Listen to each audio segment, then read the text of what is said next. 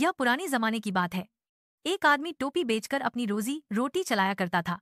उस समय लोग नंगे सिर घूमना अच्छा नहीं समझते थे, इसलिए सिर पर टोपी या पगड़ी जरूर पहनते थे। एक दिन गर्मी के मौसम में टोपी बेचने वाला दोपहर के वक्त एक पेड़ की छांव में आराम करने के लिए लेट गया। उसे नींद आ गई। उसके पास ही टोपियों से भरा एक थैला रखा था। जब वह जागा तो देखा कि टोपियों से भरा थैला गायब है। तभी उसकी नजर पेड़ पर बैठी हुई बंदरों की टोली पर पड़ी, जो उसकी टोपियों से खेल रही थी। टोपी वाला घबरा गया और सोचने लगा कि क्या करे। उसने जैसे ही परेशान होकर अपना सिर खुजलाना शुरू किया, उसने देखा कि सारे बंदर भी उसकी नकल में सिर खुजलाने लगे। फिर उसने कुछ और हरकतें की और हर बार बंदर उसकी नकल करते रहे। अचानक उसके दिमाग में एक तरकीब आई। उसने अपने सिर से टोपी उतारकर जमीन पर फेंक दी। तुरंत ही बंदरों ने भी उसकी नकल में अपने सिर से टोपियां उतारकर जमीन पर फेंक दी। टोपी वाला खुश हो गया।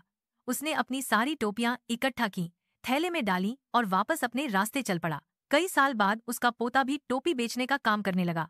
उसने अपने दादा से यह बंदरों वाली कहानी सुन रखी थी। एक दिन उसने भी बंदरों को आजमाने की सोची। उसने टोपियां थैले में डाली और दोपहर में एक पेड़ के नीचे आराम करने लेट गया। जैसा कि उसने सोचा था, थोड़ी ही देर में बंदर आए और उसका थैला उठा ले गए। उसने अपने दादा की तरह सिर खुजलाना शुरू किया। बंदरों ने भी नकल की। फिर उसने कुछ और हरकतें की और आखिर में टोपी जमीन पर फेंक दी। लेकिन इस बार बंदरों ने अपनी टोपियां नहीं फेंकी। वह सोच ही रहा था कि तभी एक बंदर पेड़ से नीचे उतरा, जमीन से उसकी टोपी उठाई और उसे एक थप्पड़ जड़ दिया। बंदर बोला, अरे बेवकूफ, क्या तू समझता है कि सिर्फ तेरे दादा ने तुझे कहानी सुनाई थी? हमारे दादा ने भी हमें समझा दिया था कि आगे से किसी टोपी वाले के झांसे में नहीं आना, इसलिए हमने तेरी नकल करने से मना कर दिया। प्यारे बच्चों, इस कहानी को ध्यान से पढ़ो और सोचो कि इंसान और बंदरों में ज्यादा होशियार कौन निकला।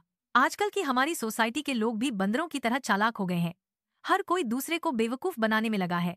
फल वाला, दूध वाला, फैक्ट्री मालिक सब महंगाई का रोना रोते हैं, लेकिन असल में हर कोई खुद ही महंगाई बढ़ा रहा है। हर व्यक्ति यही समझता है कि वही सबसे समझदार है और बाकी सब मूर्ख हैं। आज का इंसान अपना मुनाफा भी सूद के साथ वसूल करना चाहता है, जो समाज के लिए एक त्रासदी है। इसलिए जरूरत इस बात की है कि हम चालाकी छोड़कर उसूलों के मुताबिक जिंदगी जिएं। यही असली सफलता है, दुनिया में भी और आखिरत परलोक में भी।